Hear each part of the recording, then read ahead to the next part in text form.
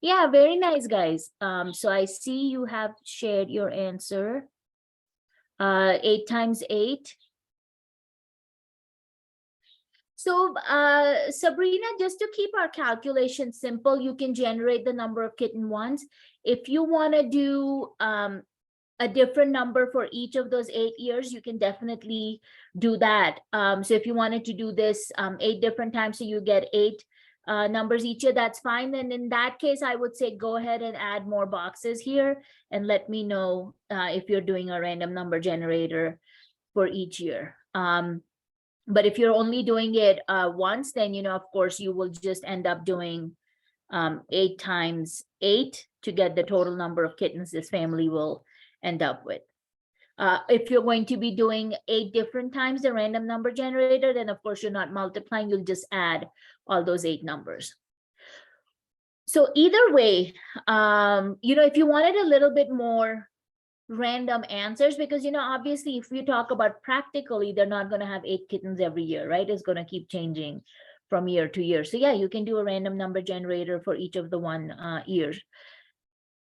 Once you get that total number of kittens, that's when these percentages will kick in, right? So 50% for the black and white, 25%, what was it, for only black kittens, 15% for the white, and 10% for the neither combination. And that's what you're going to put here in these 4 boxes, which will then give you your number of sets, right? How many are there in the combination set?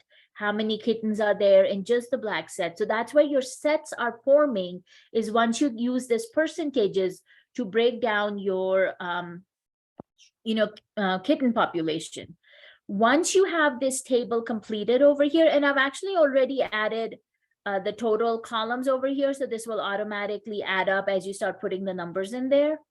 So can you tell me for the combination kittens that have both the black and white fur, what this number will be if our total number is 64?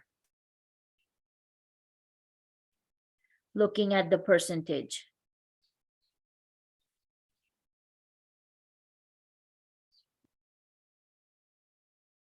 Yeah, very nice, guys. Good job, Michael, Terry. So we know that's 50% of the kitten population. So you can type in 64 divided by 2. You can type in 32 directly. Or you know what? I like to let the calculation happen, through Excel or Google itself. So I'm just going to say, again, you're doing 50%. So that would be 0.50. And I'm going to multiply that by the cell where I have 64. So, you can do it that way. You want to do the calculation by hand, it doesn't matter. Just make sure your calculation is correct.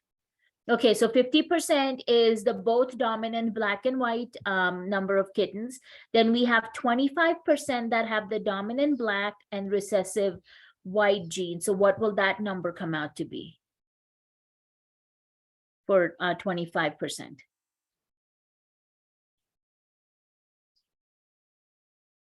Yeah, very nice, Michael. So it's going to be a quarter of the number you started out with, which in our case was 64. So this guy will then come out to be a 25% of, or 25% of 64. What did we say for the dominant white and recessive black? 15%. What's your 15% coming out to be?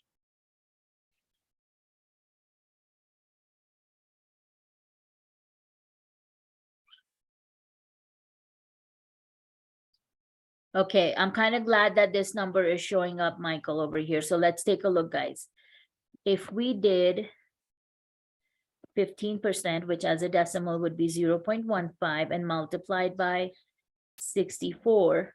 Now let's talk about this, because we are actually talking about living things. Can you have 9.6 baby rabbits? So what should we do here then?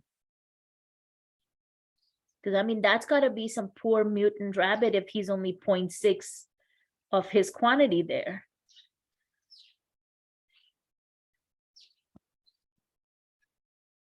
Yeah, very nice, guys. That's exactly what you want to do. So I know these were direct messages, so the rest of you can't see, but you definitely want to round up or round down, right? Depending on what that decimal value is. So in this case, you can use your traditional rounding methods, and I would go ahead and round this to, since it's 9.6 more than 0.5, I would go ahead and round this. So you can actually use the round function, or again, just do it by yourself. And there's a reason why I'm showing you all of these built-in functions over here, because we are going to be using spreadsheets when we get into chapter 2 also. So yeah, round it. Now, the last one was where neither of our offsprings are going to be black or white, because this is where both of, both the recessive genes come together, and that was coming out to be 10%. So again, what will this last square come out to be for the 10%?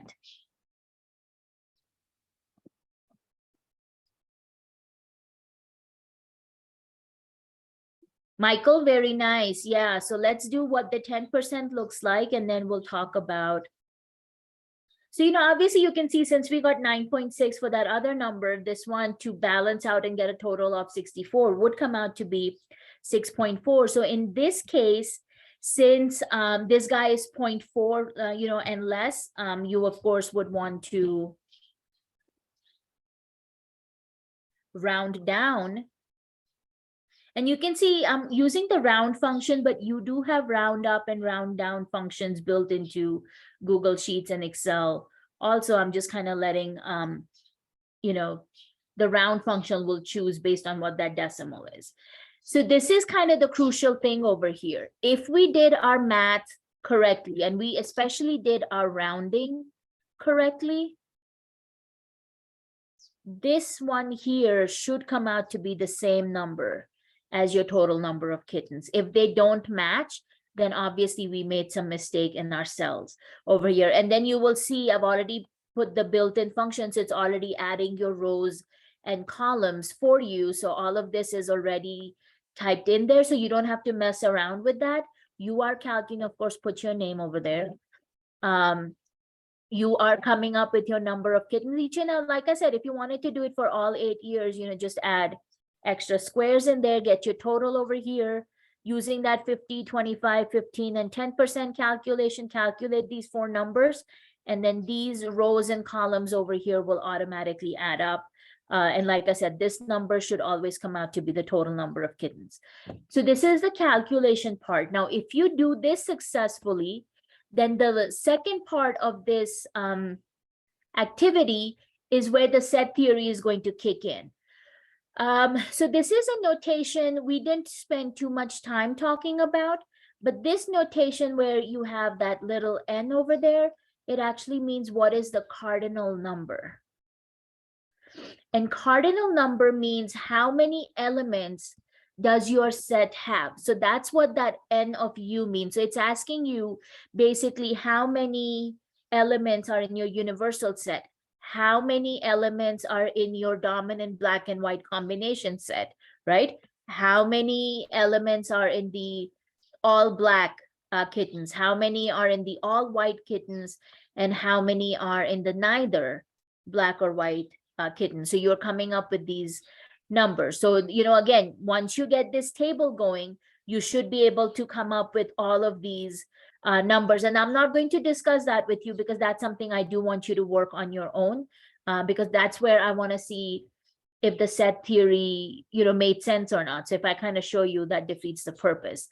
I've given you a, I guess, Venn diagram structure box over here. Yeah, exactly, Sabrina. So those are coming from your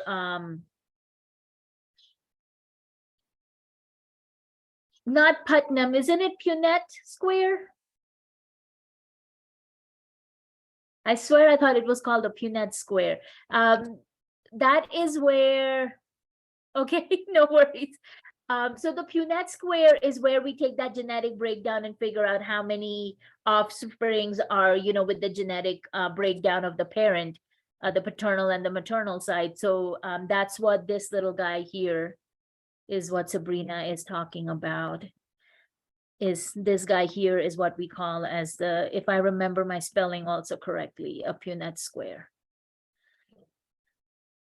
Okay, so that's what you are doing with those cardinal number boxes, the N of U, N of black and white. Once you do that, you will be creating your own Venn diagram. Now you should be able to double click on this. And then once you get into this image, just wherever the word text box is, just go over that and, type your numbers in. So here you would type the number of how many do you have in your universal set. So, just erase where it says text box and type your number over that. Same thing over here. Just remove this word text box and type your number over there. Type your number here, type your number here, and then do save and close. So it will, make those changes. So again, you shouldn't have to draw a Venn diagram. Just go in and edit this guy here. Once you get that Venn diagram completed, then this is where you are doing your intersection, union, and complement, right? So what is the union between black and white? Now, you will have to kind of see, because, there's repetition over here. Now, when you say there's a union of black and white, well, does that mean it's only the black and white cell, kittens over here that were a combination? Or does that mean it's all black, all white, put together? So you would kind of have to then see how what we did with the genetics, how is that going to break down into your black and white? So in that case, what you would really have is, one of these would be just all black, this would be black and all white. So what would this cell over here be? What would this one outside be? So you would kind of have to figure out, looking at the genetics, the paternal, maternal genetics and stuff, and see how you can translate that into a Venn diagram. So this will take a little bit of a thinking, but again, not too much, because you have all the information you need here. And then based on that, you would be calculating these, set breakdown. And then you're just going to put your conclusions in there, what you understand from what we did here, what kind of potential problems or flaws can arise in this example. So, just kind of doing a analysis of the project that you ended up doing. So you've got your instructions over here. This is just talking about how you want to randomly generate your number, then calculate your number of kittens for 8 years. And then you will break down using those percentages that are available to you over here. So apparently I'm kind of talking about, where you have the decimals, how you're going to round it up or round it down. So you kind of have to make that decision. So we've talked about that. This was just to show you what the blank cell would look like. But since I did a template, it's obviously automatically included over here. So you don't have to go back and draw that again. So this was just part of it. And then these are the same questions that I'm asking you over here. So they are already part of the template, but, obviously make sure you have answered each one of these and then what issues you are seeing. And I didn't change that. I will go ahead and edit that. That should say Wednesday, the 21st, and no longer Monday. So I will go ahead and change that after class. But that's kind of what you guys are working on this project over here. So any questions that you're kind of, as we went over this, that are coming to mind? Now, one thing you guys will have to do is, because this is a template, which means this is available to all of you. So you will not be able to work in this template. So as you can see over here, I told you to make a copy or download it. So go under File. And if you want to keep working on it as Google Sheets, then just make a copy. Now, please make sure you're downloading this to your ames.edu email address. If you're logged into Google with your personal one, and you can see which account you are logged into. If you're logged into with your personal account, then you will actually not be able to access this file. So exit out of your personal account, log into Google using your ames.edu credentials, and then you'll be able to make a copy. If you want to download it and work in Excel, then just go down to the download menu and click on Microsoft Excel, and it will download as an Excel file. I am not sure though, when you download it into the Excel file, if it will keep the formatting and if it will keep the formulas that I have pre-typed in here. So if that doesn't show up, just come back here and look at what formulas I had, and you should be able to do a copy paste if you wanted to. So two options: make a copy if you want to keep working in Google Sheets, download it if you want to work in Microsoft Excel.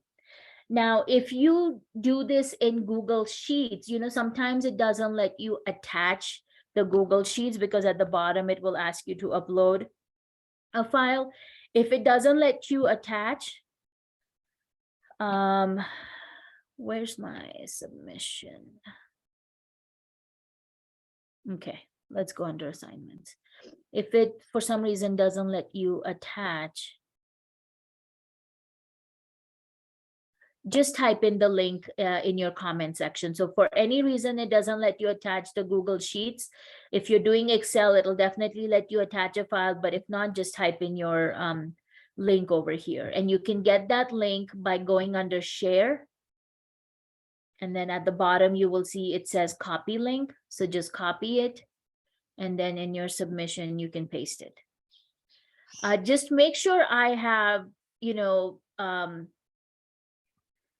editor role to it, so because I need to see what functions and stuff you guys typed in if you're using the built-in calculations to see. If you just do view, then I cannot go in and look at what functions and stuff you guys did, or what calculations you did. So that would be something just to consider if you're sharing your document with me.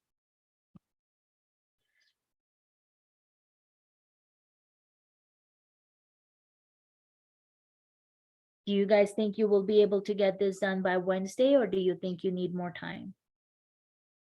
Wednesday should be okay? Yeah, okay, awesome. Alrighty, let me make sure I clean this up so there's no, stuff that I was showing you left over. So this looks good. So you guys should be able to copy that down. Alrighty, so that was about our set theory example. Okay, Sabrina. Okay, alrighty. So far it looks like you guys are doing okay with the Wednesday deadline. So our next that we're getting into is chapter 2.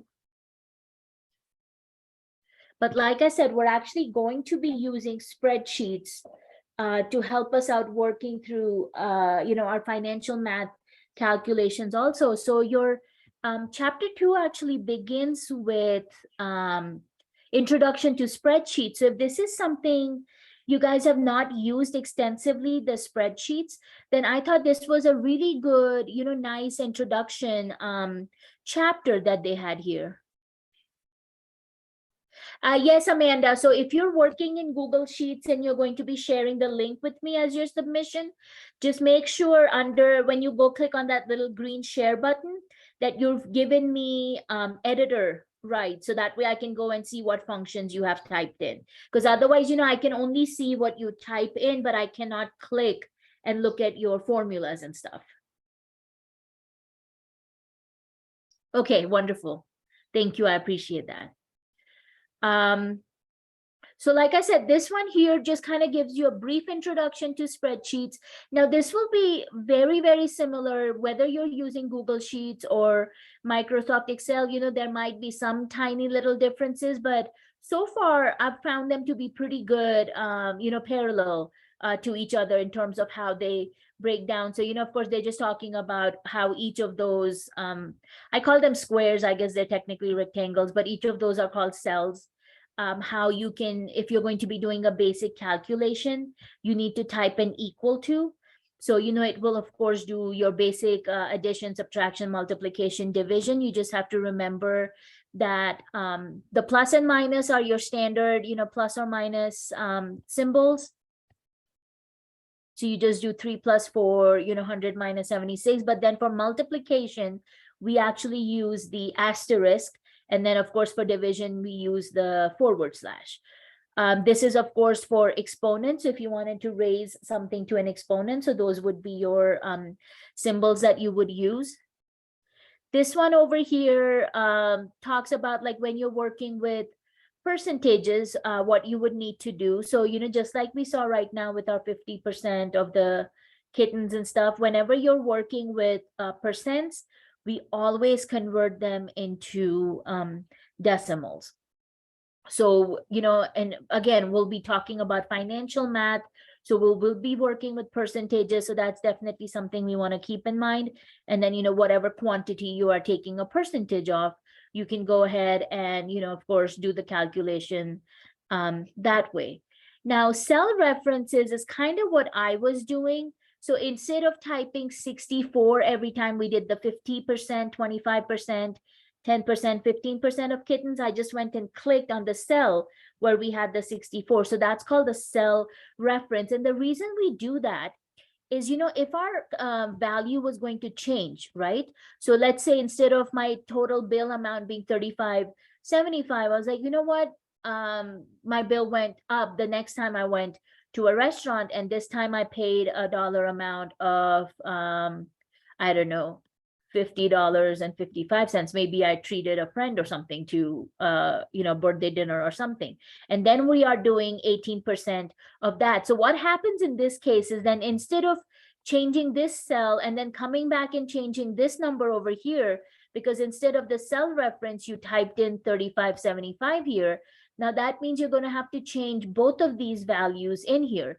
But if you do a cell reference, then basically what happens in that case is now, as soon as you change this cell over here, you don't have to change the formula in here, because now it knows, hey, my value changed here. It's become 50.55, and it will automatically calculate your data value over here. So that's the reason why I love working with cell references instead of typing it in.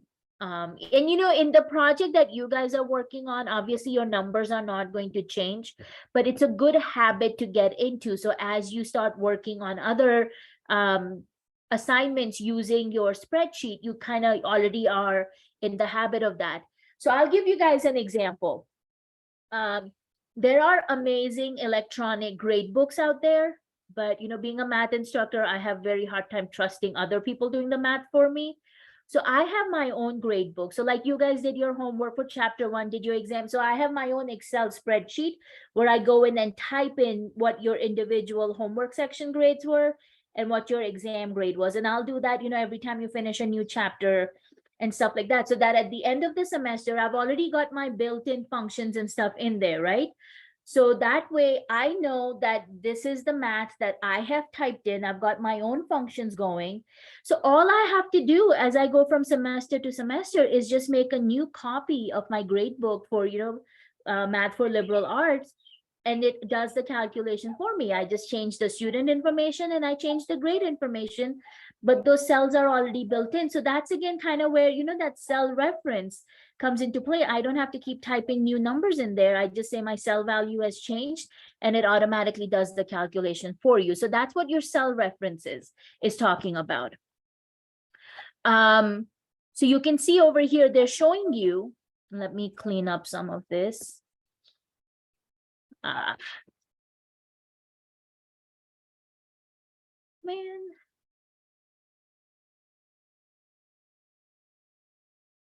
Okay, not wanting to let me clean. There we go. Okay, so you can see when they did the 35.75 at the 18%, that number came out to be $6.44. And I think this was what we were calculating the tip. Yeah, so we were calculating the tip. It came out to be $6.44. But now you can see when they do, oh, come on, pen. When we change the bill to $45, because they are already using that cell reference of A2, we didn't have to go back and retype $45 in here. It automatically calculated the tip. And you can see since my bill increased from $35.75 to $45, instead of your tip being $6.44, the tip is now $8.10. So again, just one change automatically takes care of all the formulas. They're talking about cell formatting, and that is something we can do by going into, a right-click menu option for formatting, and you can say, these are dollar amounts that automatically kind of considers them, which means basically it will round it to 2 decimal places. If it comes out to be a whole number, it'll put 00 at the end for the 2 decimal places. So they're talking about how you can use the cell formatting to kind of help you out with that. This one is just talking about how you can, if you're going to be copying this down. So if you take your mouse and move it to the, and let's just open this guy here for a second.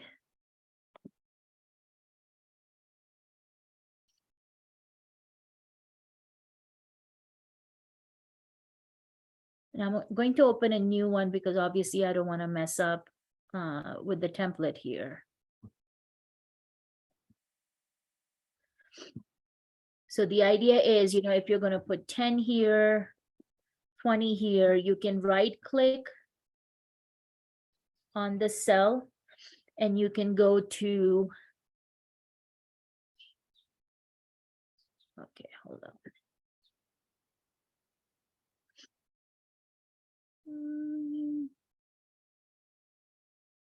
I always get confused between Google and Excel because it's not really conditional formatting.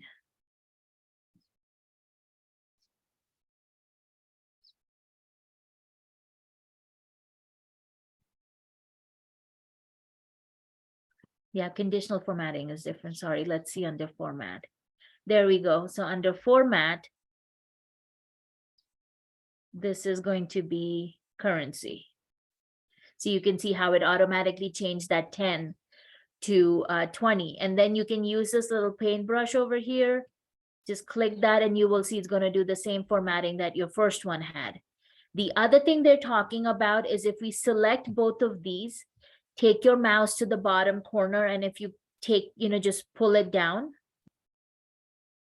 just depending on how far you go, you will see it basically notice that you had 10 in the first cell, 20 in the other one. So it just goes down and gives you, 10, 20, 30. If you wanted to go all the way to 100, just take it down 2 more cells and you will see it also copies the formatting, right? So it just, instead of you having to type in all those 10 numbers, we just typed in the first 2, did our formatting, and then based on that, just pull down your mouse or your cursor by selecting those, and it fills up automatically. And then, whatever calculations you want to do on the other side. So that's kind of what that fill down feature is talking about.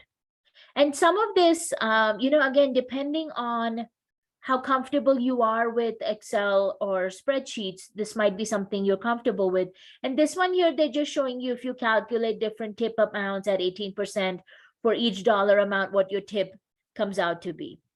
Now, the thing we will be concentrating on and why we're using spreadsheets is actually the built-in functions. So instead of, us doing the calculations by hand on a calculator, we're going to use built-in functions. And the reason I kind of support technology more over doing calculations by hand or on a calculator is because we don't really in the real world pull out our calculators and do the math, right? If you're working at a bank, it's not like you're going to be calculating the numbers using a calculator. You probably have a program, or maybe you are using something like, a spreadsheet to keep track of your accounts and whatnot.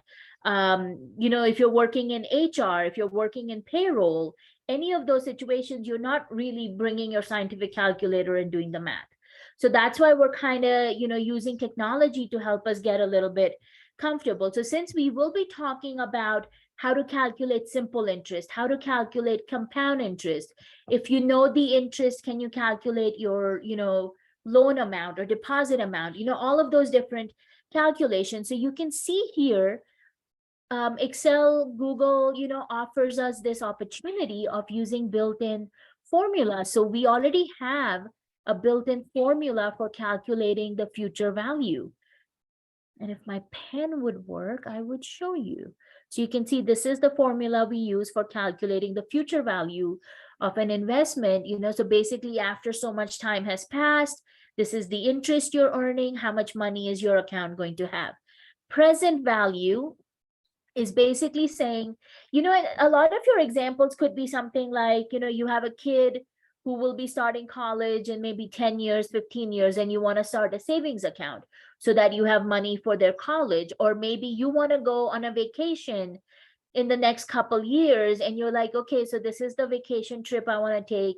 This is kind of what my budget is going to be. So if I start saving money today, at whatever interest we're earning, by the time I'm ready for my vacation, will I have enough money in my account? So that means you know how much you want in the future, but then how much should I deposit today? So that's what this formula will do, is we have the value for the desired future value, or we know what that amount is going to be, but how much should we deposit today? PMT is for payment plans. I'm not sure we'll be using that formula, but again, if we were starting out a payment plan, you needed to know how much money to put away each month. That's kind of where that PMT comes. This is talking about the effective rate, of interest. So different ones, of course, we'll be concentrating on the formulas that work with our examples over here. But if you go to, and Excel also does this, but I kind of know where to show you in Google. So that's what I'm going to do. If you go under Insert and go under the function, you can see over here, it breaks it down by different groupings, but you can also just click on all and you can see it starts its function from A. So that's for the absolute value. And if you just keep scrolling down, it's going in order from A all the way to Z.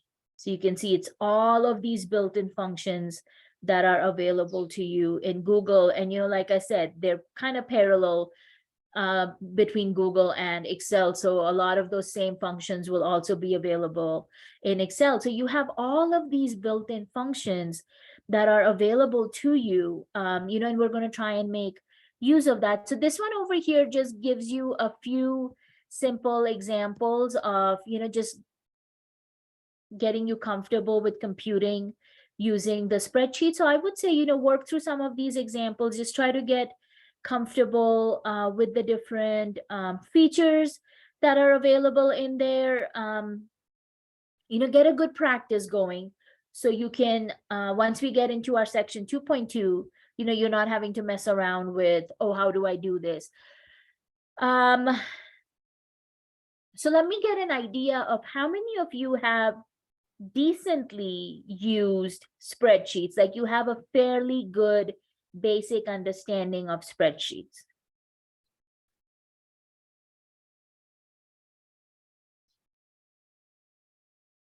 Okay.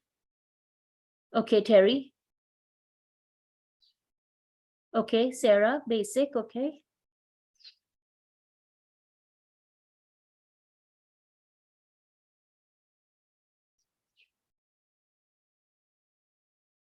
Yeah, I do kind of want to get a sense from everybody. So I need to know if we should do some examples in spreadsheet, or are you guys comfortable enough that we can move on to the next thing? Okay, Kendall.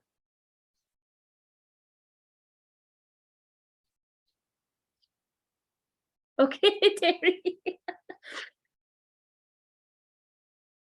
Okay, Sabrina. Okay, Sarah. Brooks, Michael, Destiny. Amanda, I don't think I heard from you either. Oh, Michael, I just saw your answer. Okay.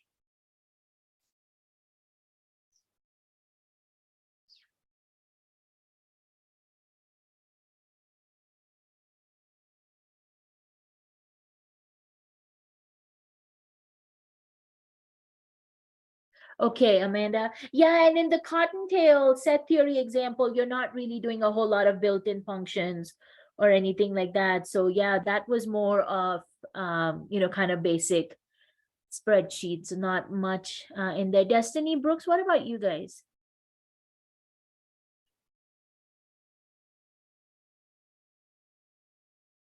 Okay, so while I'm waiting on their answers to come through, let's play around with this spreadsheet a little. So let's delete this guy, and I'm going to share this with you. And we'll call this a practice spreadsheet.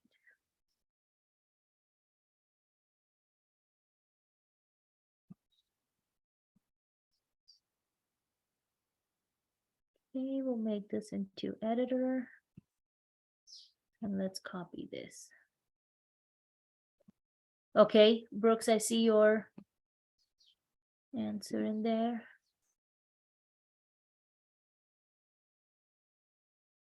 Oh, Destiny, I was asking what's your comfort level with spreadsheets like Excel, Google Sheets? Have you worked with them before?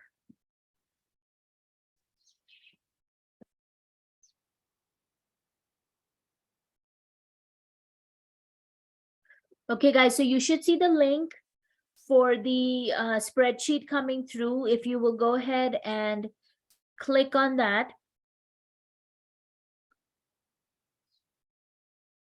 Okay, very good. Yeah, statistics, you would definitely be working on spreadsheets depending on who you are working with. So what I want you guys to do is, because I don't want any overlap happening, pick a row, a column, and in the very first, go ahead and type your name in. And it looks like there's a bunch of you in that first one because that's kind of automatically where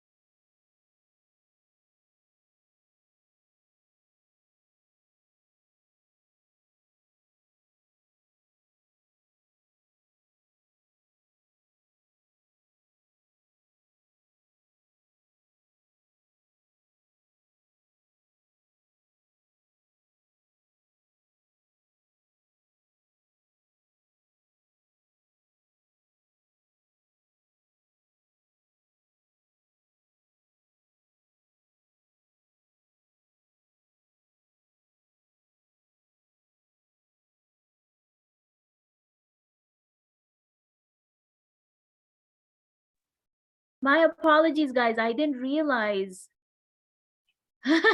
Yeah, I didn't realize my battery was running low. It usually pops up with a message saying your battery is low. But there was enough residual battery that I was able to connect it and not lose my whole session. I'm so sorry about that.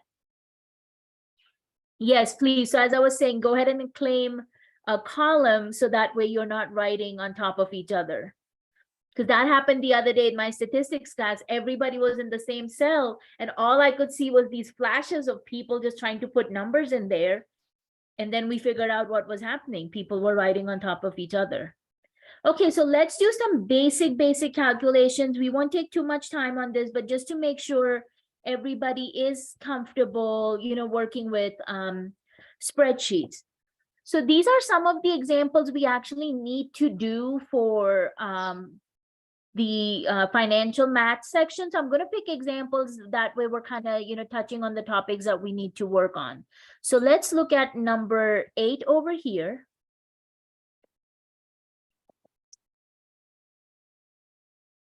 Oh, pen, come on. Okay, so number 8 is talking about similar to what we looked at. You have a restaurant bill of $55.75, and we're leaving a tip of 20%. So we need to basically know what our tip amount is going to be, but I'm going to add another one in there. Let's calculate what the tip is, but then let's also calculate what our total bill is going to be. So let's come back here.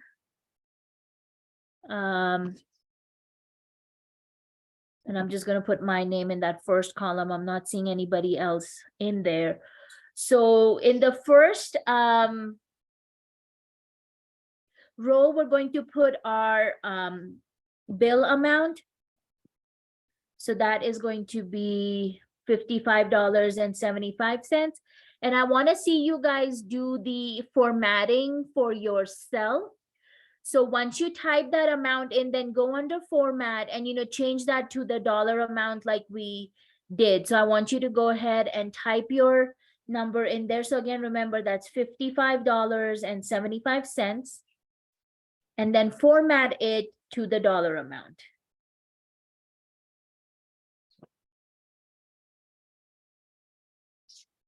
So that should be $55.75. I'm not sure why it keeps putting that in green. Yeah, so click on that cell, go under format. And of course, we're doing this as a currency. Okay, then in the cell below that is where you're going to be calculating your percentage. And remember, that's going to be 20%. And you're going to use cell reference. So that is where, once you type your percentage as a decimal, then you will do your cell reference with that. So that way, again, you're getting used to doing the calculations in there, but then also your cell reference. So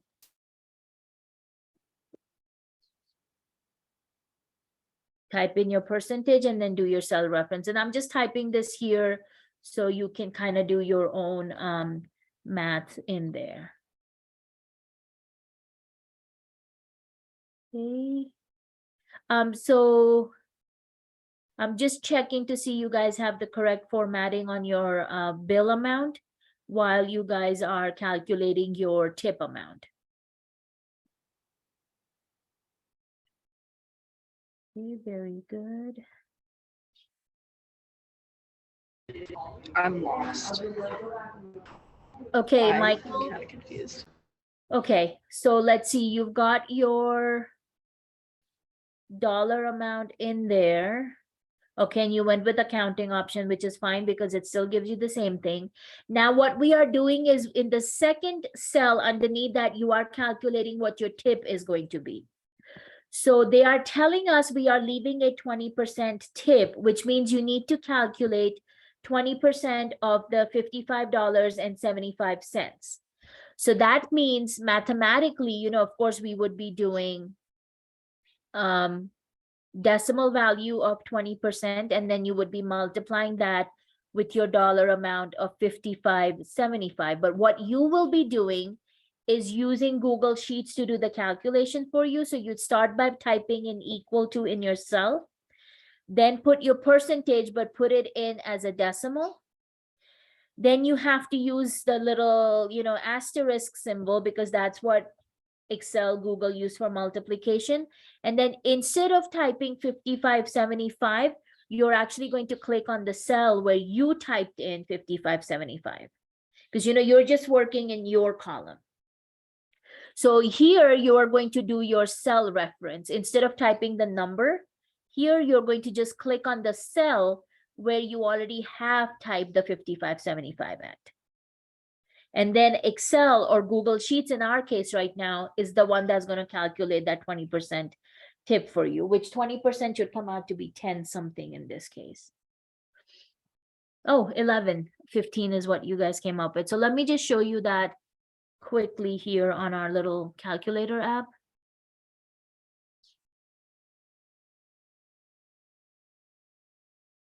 Okay, let me move this guy here. So if we are doing 20%, that would be 0.20, and we're multiplying that by 55.75. So as you can see, it should come out to be 11.15, but of course we want Excel to do that calc. And I keep saying Excel, guys, I mean Google Sheets. We want Google Sheets to do that for us. So basically, you would then be typing in equal to 0.2 or 0.20, then the multiplication asterisk. And then this is what I'm talking about. Click on the cell instead of typing 55.75. So that way, it does the calculation for us. But again, then if we wanted to change that and say, you know what, my bill was actually $60.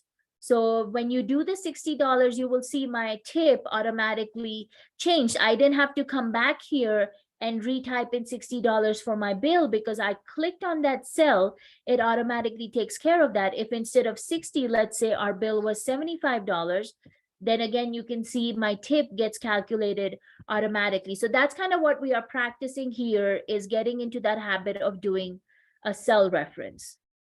So of course, this guy was actually 55.75, and that's what your dollar amount should come out to be. Now for the last one, I want to know what our total bill should be. So what do you think we need to do here so that we can figure out what our total bill is for this restaurant here? And without doing the math ourselves, how would you type in the cell over here so that we can get our total bill?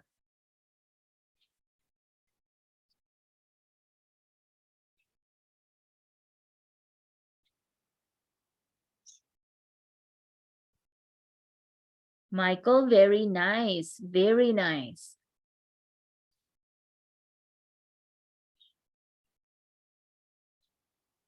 Amanda, that should do it. Very good. Okay, so Brooks, you really don't want to type the dollar amount in. You want to let the built-in calculator do the calculation for you. Destiny, you're getting error in there. Okay, so what you want to do is, instead of typing the 55.75 either, just click on the two cells you want to combine together. Let me see. Kendall's the same thing. Instead of us doing the math ourselves, yeah, very nice, Sabrina. The sum function works as well. So two options over here, guys. And again, let me get my pen going. So you can do the equal to sign, because anytime you're going to be typing in a function or doing a calculation, to let Google Sheets know you're going to be performing a calculation, you always have to start with an equal to. Now you can start with an equal to and then click on this cell, which in my case would be A2, plus click on the cell underneath that, which of course would be A3. And as soon as you hit enter, Excel, Google, will do the math for you. Or you can use the sum function.